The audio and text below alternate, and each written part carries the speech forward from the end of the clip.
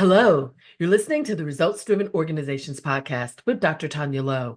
Using my results driven philosophy of strategy, leadership, teams, and customer experiences, I help organizations develop their best kept secret, their human capital.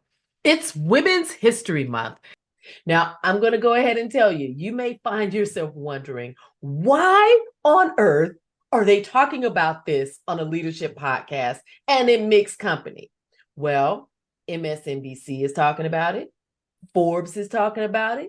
Bloomberg is talking about it. Harvard Business Review is talking about it.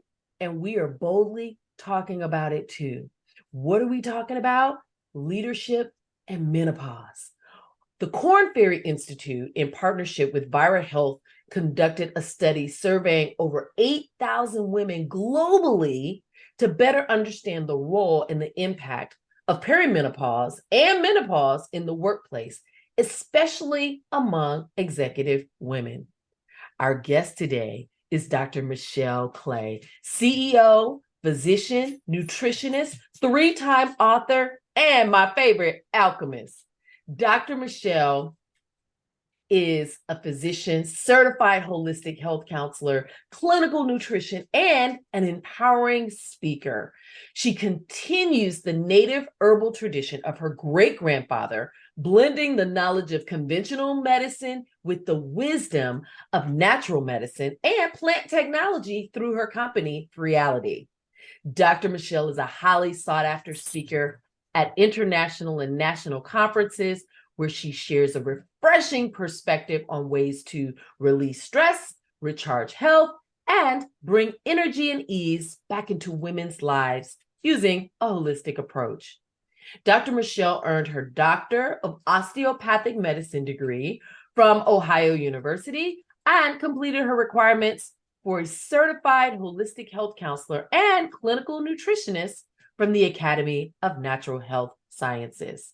Her life mission is to empower women to transform successful and unhealthy lives into healthy and harmonious ones.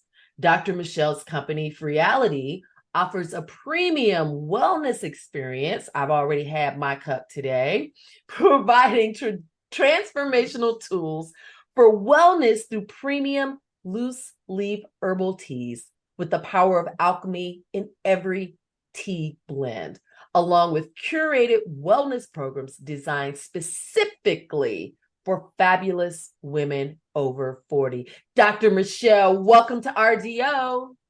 Thank you for having me. I am so excited and honored to be here. I can't wait to get into it and talk about this. And talk about it. You and I have been talking about, we've got to talk about it. We've got to talk about it. And in preparing for our conversation today, I'm like, wait a minute, I'm late to the table because everyone is talking about it. And I know that there will be people listening to this episode today that are going to be glad that we are talking about it. So I'm going to jump right on in. According to, there was a study done by Women's Health. And according to that study, approximately 1 in 4 women have quit their job or are considering it. And 44% of those women are senior leaders or senior executives in companies. For those unfamiliar, Dr. Michelle, could you explain what menopause is and the typical age range where it occurs?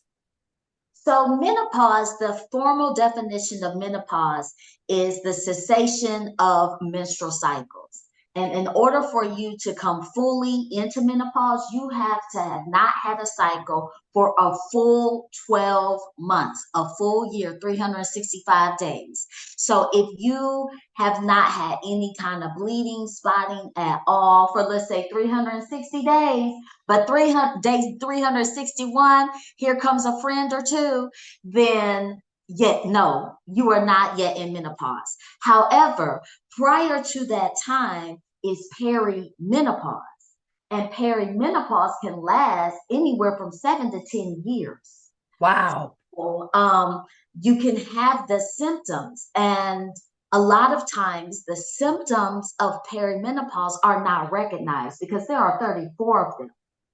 34 symptoms? 34 symptoms of perimenopause, menopause. All right. Okay. Y'all better get your pens and paper because she's dropping the tea, literally dropping the tea already. As I sip the tea. As she sips the tea. All right. So I started the conversation with those statistics, right? 44% of women who are senior leaders or in executive positions have quit their jobs or are considering quitting their jobs. How can menopause affect physical and mental well-being, and how might this impact leadership performance? I mean, you just said there are 34 symptoms that someone may be experiencing. So as a leader, how does that talk more about that? So 44%, that is a very, very high. But I wouldn't say necessarily that statistic is just due to menopause, because health and wellness, specifically wellness and well-being, as I say, is a 360-degree conversation. You have to take a panoramic view. So your mental well-being, your emotional well-being, your spiritual well-being, your physical well-being, your financial well-being all come together like a delicious pot of gumbo. And if any ingredient is off, the whole pot is ruined. It just does not taste the same. So a lot of times what is happening, people are experiencing a tremendous amount of stress on their jobs, and leaders in particular, because you have so much pressure to perform. You have so much pressure, not just to perform, but also to meet the bottom line and sometimes exceed expectations. Now, women in general have that. It does not matter what the age is. And then because in a lot of these corporations, especially in the C-suite, it's a very male-dominated boardroom. And then a woman comes in, so there's an added amount of stress. Now, studies show that chronic stress can lead to earlier menopause. And studies also show that chronic stress can worsen perimenopause, menopause symptoms. So some of the symptoms that really can affect the women in the C-suite is going to be, of course, hot flashes. All right. Everybody knows about those hot flashes. Everybody knows about hot flashes. So typically, once you have a hot flash, you're like, oh, I'm going to go through the change, or I'm going through the change. But I have spoken to women who are in leadership positions, and they tell me that it seems like a lot of times when they're getting ready to get up to speak or present, that a hot flash will come on. Well, that only makes sense to me because, since I just said that studies show chronic stress or stressful situations can increase or bring on menopause symptoms, specifically vasomotor symptoms. And the vasomotor symptoms are those that are the hot flashes and the night sweats. So women have told me that they're embarrassed because, you having your personal summer, you get up and it looks like you in a sauna or something.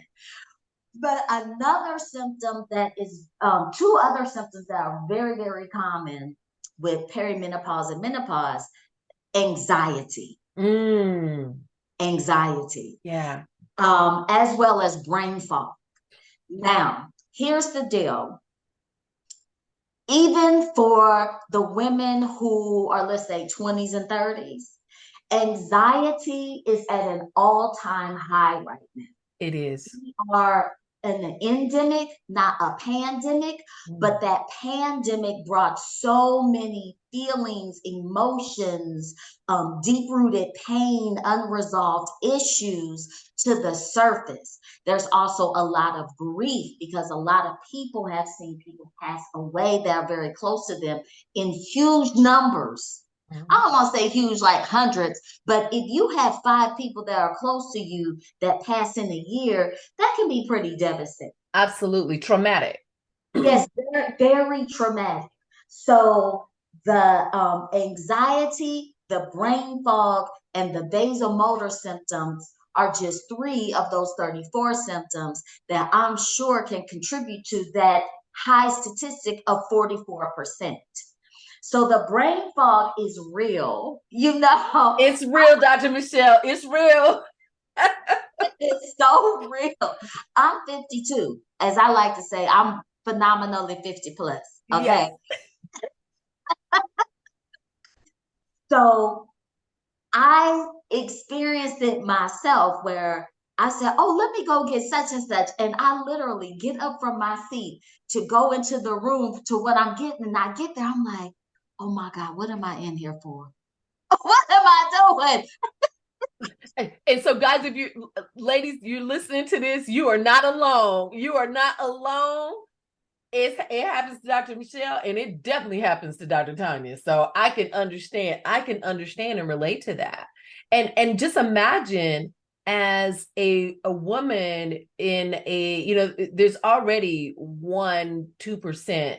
It may be back to 1% now of women in the C-suite in Fortune 500 companies, right? And so here it is, you're having brain fog, you're having these internal summers, you're having anxiety.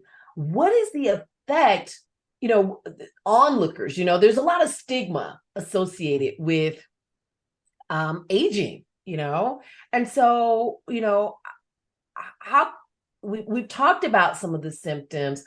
How can these symptoms impact leadership performance? So here's the deal. I love men, but these men get on my nerves because they are always minimizing women's symptoms and mocking our hormones. Yeah. Okay? So when we're young and we're feeling emotional, or it's that time of month, is it that time of the month? Are you PMSing? And now that we're older, it's still a hormonal issue. Yeah. And it's if they're mocking us. And personally, with the anxiety and the brain fog, then it makes me feel as if I'm not good enough. Yeah. Like I can't cut the mustard, so to speak, that I cannot keep up.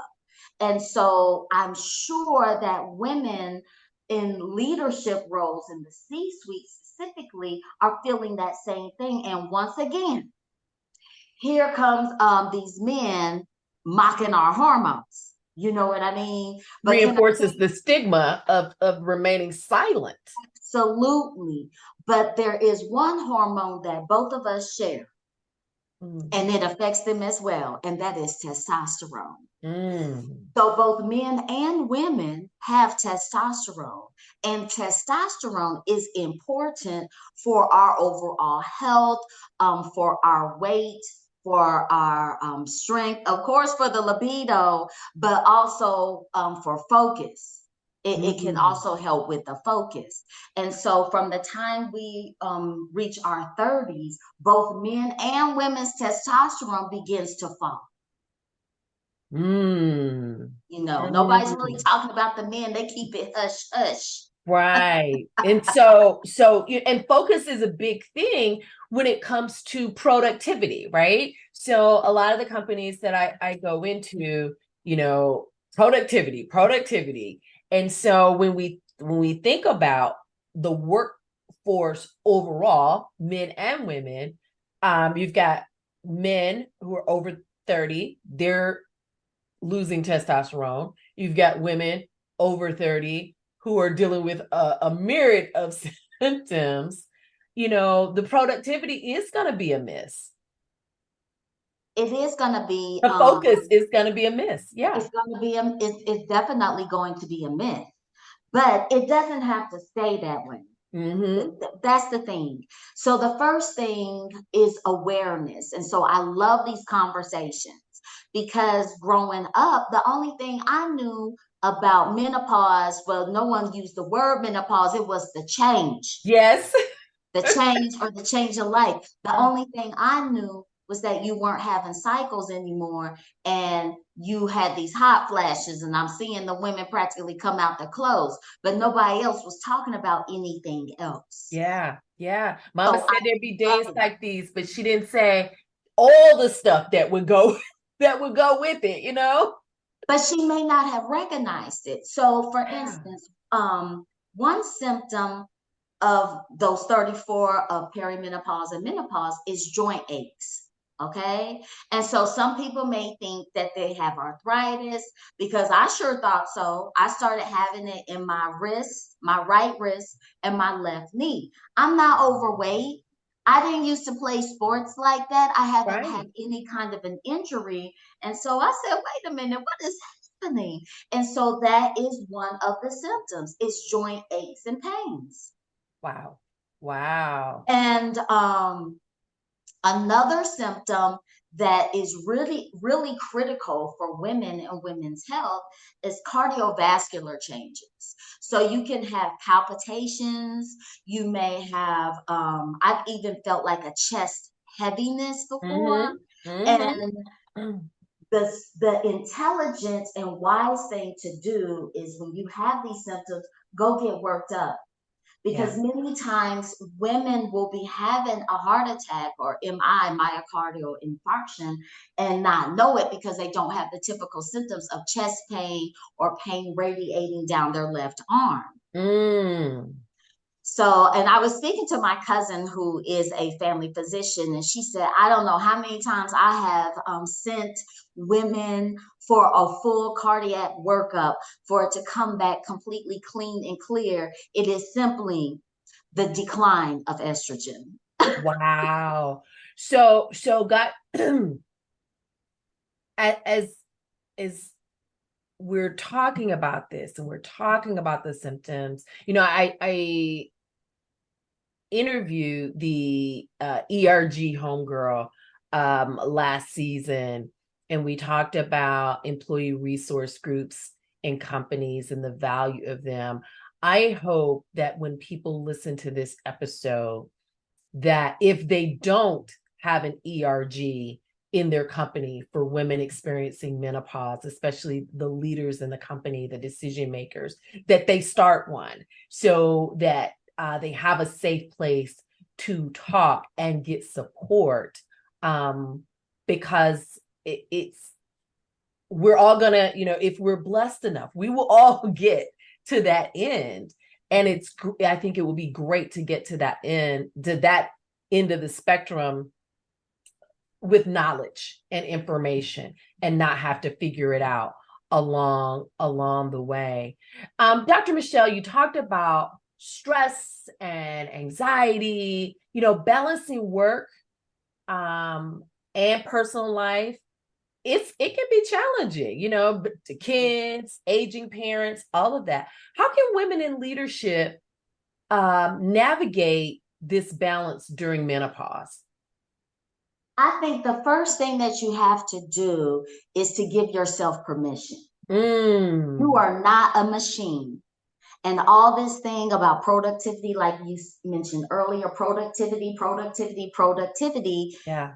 Even a factory line gets kinks in it and stops sometimes, okay? Or you have to stop it for maintenance before you have to stop it for repairs or Mm. replacement. You know what I'm saying? And so we are people. So the first thing I say is permission to feel what you feel, and permission to care for yourself, pour into yourself, get the things that you need for yourself, for you not to just survive, but to thrive Mm-hmm. and to transform. So that's number one. And with that being said, with that permission, it's okay to take a pause. Mm. So you have days off, you have acquired vacation time, take that vacation. Absolutely. A friend right now who is leaving her position. It's a great position, but was a very stressful and toxic environment, which was affecting her emotional health and definitely her physical health, because baby, those hot flashes was something else on her, okay? But now that she has put in her notice and has a date, which is, oh my goodness, it's in 1 month. Wow. Has a date for 1 month. She has accrued this vacation and sick time, and they're telling her that she can't cash out. I'm like, well, you know what? So all that time she was working and trying, and she should have been taking some time for self-care. Is that what I'm hearing, Dr. Michelle? Taking what she deserves and taking what she earned. Yeah. When you go and apply for these jobs and they bring you on, you look at the salary, but you also look at the benefit package. Mm-hmm. What good is the benefit package if you are not utilizing that benefit? Absolutely. Yes. Absolutely. So take your time, and you don't have to give anybody a reason for taking a day. And this is the other thing that I want you to keep in mind about that is this. There was a time when I was working in a job and I got sick, like really sick, okay? And I was away on short-term disability for months. But one thing that I noticed while I was gone was the company didn't shut down. There you go. Yeah. It not shut down because I wasn't there. And so unless this is your own company, they're going to keep going. They're going to keep going. It's okay for you to take, and you know what? I would love it if the women in leadership positions, and even if you aren't in a leadership position, I would love it for all the women to schedule at least 1 day off per month. Just put it in. Yeah. Yeah. Just go ahead and put it in. And this is your day that you are going to focus totally on you and release, recharge, and reset in that day. And some of the strategies that you implement, that you do in that day, small bites that you implement every day. You can't wait for 29 days to be hell, and then day 30, like, you're going to get it together. Like, no. You're going to crash and burn. You're going to crash and burn. Like, no, let's not do that. So that's another thing. That was kind of like number one and A and B. So Okay. let's move to number two. So number two that would totally change your life is if you just simply balance your hormones. You don't have to live and suffer through it. You really don't. You don't have those to hormones checked. Get your hormones checked. And the thing is, find a healthcare provider that knows what they're doing. A lot of times I'm noticing when women go to their primary care physician, if they have not been trained a lot in hormone therapy, like we're not taught that in medical school, and we're not taught that in our postgraduate training, not even as gynecologists with some of the new things that's coming out now. You have to go back and get some additional training. Wow. But so to test all of your hormones, and then there are natural solutions that you can incorporate to balance them. I was trying to push through, and one of my business besties, who is also a gynecologist, and she's my doctor, she said, Dr. Michelle, you don't have to do it like this. And I said, girl, this was after my first hot flash, and I didn't know what it was. And after that, I said, I can't live my life like this. I'm not going.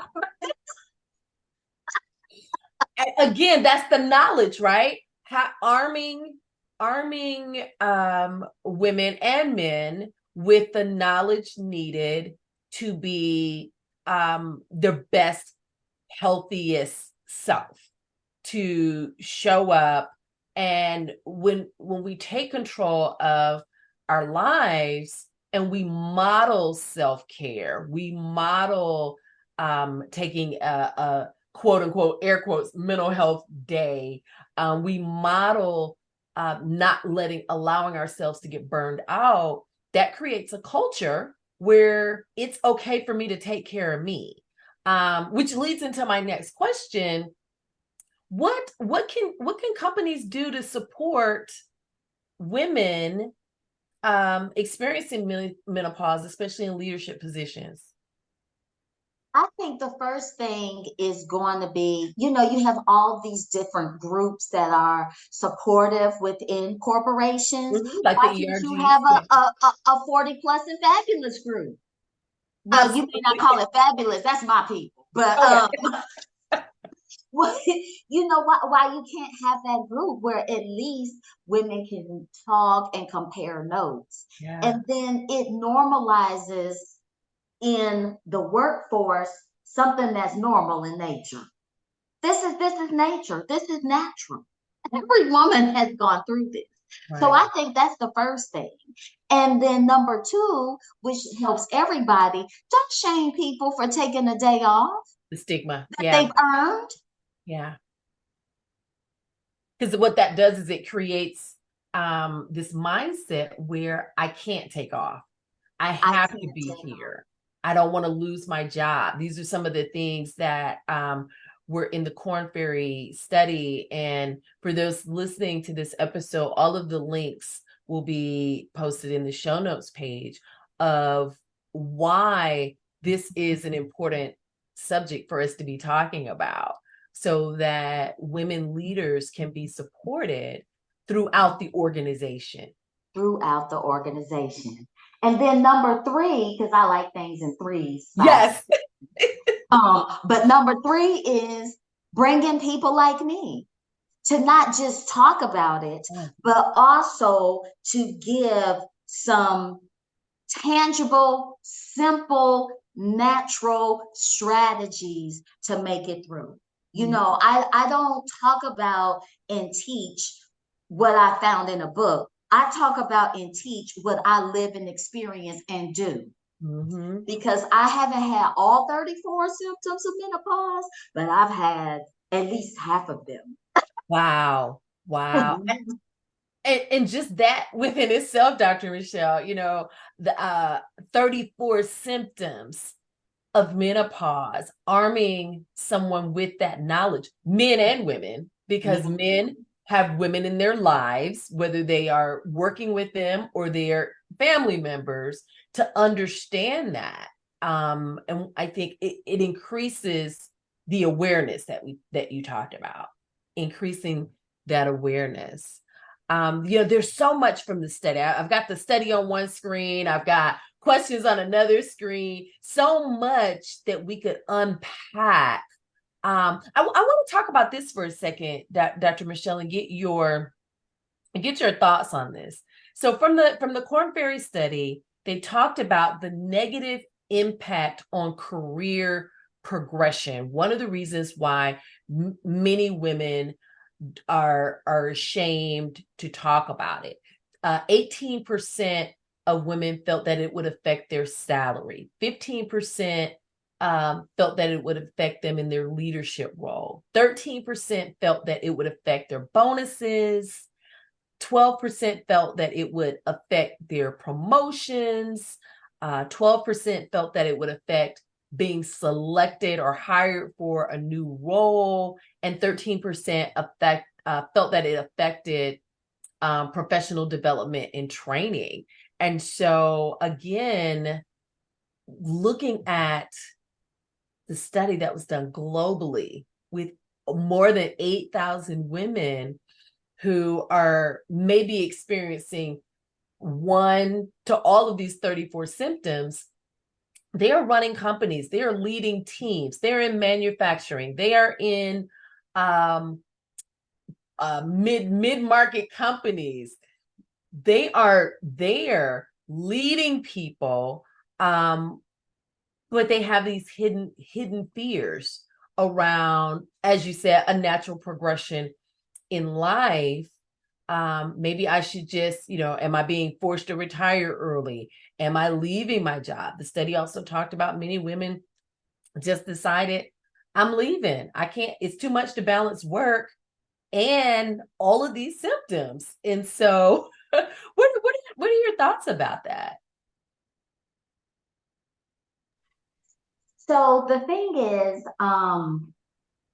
I hate, first of all, women have these feelings anyway in a very male dominated culture that is corporate America. And number two is this. I think men need the education as much, if not more so, than women do. Because this is a culture that's all about, youth. Mm-hmm.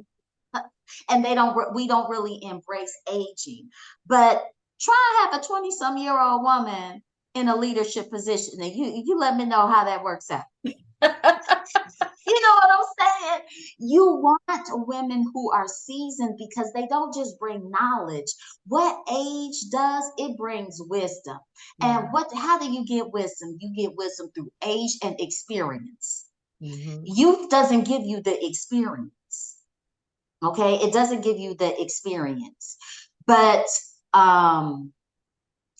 to me, it just really needs to be a lot more education for awareness, and that education breeding compassion. Absolutely. I love that. Education, awareness, and compassion.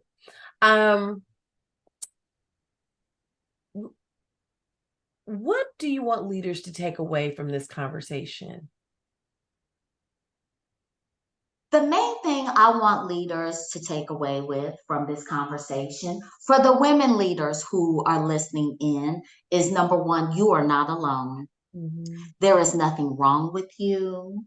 You're not slow. You're not losing it.